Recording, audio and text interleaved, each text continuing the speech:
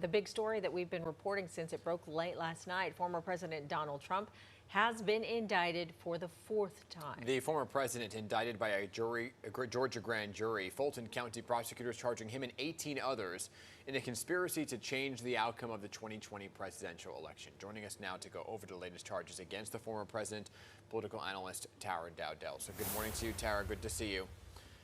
Good morning. So let's talk about this, right? Because we kept talking about the history and all of this. It was allowed to have one indictment. Now we're at the fourth.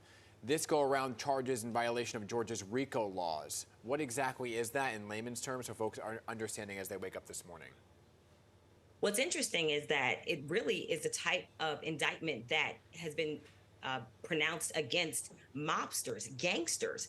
But in this case, what the district attorney is alleging is that there was a larger criminal conspiracy and all of the individual acts by Donald Trump to try to convince people to either the fake elector scheme, to participate in that, when he called the Secretary of State of Georgia, the Republican Secretary of State of Georgia, and told him to find the votes, right? All of those things were part of a larger criminal conspiracy to overturn the 2020 election. So that's the allegation. And the challenge for Donald Trump is that the most damning witness against Donald Trump is Donald Trump, because he's on tape asking a Republican Secretary of State to find the votes. And that's one of the most high-profile examples of what contributed to this 41-count indictment. I mean, so interesting to think that they're looking at this basically as organized crime. And this is the fourth indictment, as we mentioned. It is the most extensive. So if he's reelected, he is unable to pardon himself, right? And not, why not? That's correct, because this is a state indictment. And so it's state laws, not federal. So he would not be able to pardon himself. And even if he's elected president, the charges could continue. And although the prosecutor is looking to have the trial start in 6 months, that's probably unrealistic given how long the criminal justice system takes. Yeah. So it could end up happening during his presidency or even continue after his presidency. Yeah, well, and plus 6 months could be coinciding with other indictments that are playing out next year as well. And correct me if I'm wrong here, is this case, and I think it may be D.C. or Florida, where he wants to kick it to the federal level for that very reason, right? Where if it's kicked up to the federal level and it's in a federal courtroom, he could then pardon himself if he's actually convicted. Exactly. His team has made they've not been shy about saying that part of the strategy is for him to get elected so that he can pardon himself. Yeah. So he's trying to do anything and everything he can do to that end. So talk about the DA in this case. The DA Willis wants to try all 19 defendants together. Is that a first where you would see that many people in a courtroom at one time? It does happen, but it is less common.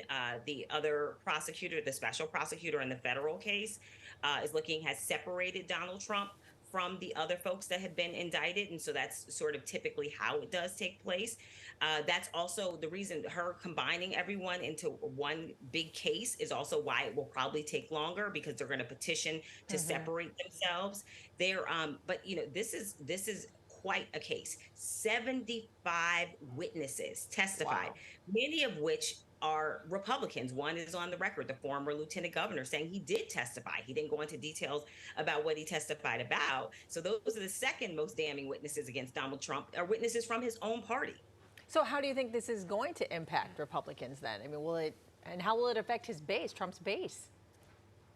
Trump's base isn't going anywhere anytime soon. The more legal trouble he faces, the more allegations that come out against him, the more things that come out against him that are no longer alleged but found to be true, like the Eugene Carroll case, where he was found to be guilty of rape, right? And the judge said that term can be used. They just rally around him. And so the problem for his opponents in the Republican primary is that they're out there defending him because they are too afraid of alienating his base, because they know how loyal the base is to Donald Trump. So instead of taking the opening to position themselves as an alternative, they're actually out there defending him. It's the upside down world. Except it's pretty Chris Christie. insane. There's Chris Christie, former New Jersey Except for governor. Chris Christie. Yeah. But the leading contenders, I gotcha. I should Right. say, are in fact out there defending him. All right, Tara, thank you for being here this morning to weigh in on this. It's historic to say the least. Appreciate your time.